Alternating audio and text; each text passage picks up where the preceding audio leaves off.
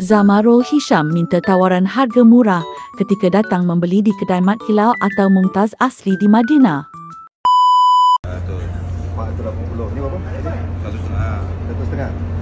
Campur. Murah. Tengok dia tak fokus nanti dia. Harga kasih. 630. 630. Ada 130 ni.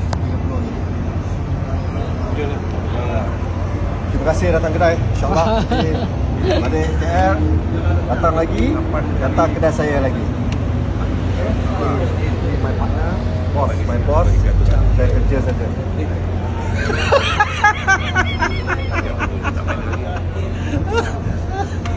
Ada 130. Kedai Mak Kilau, Jadi sama lagi balik. jangan lupa.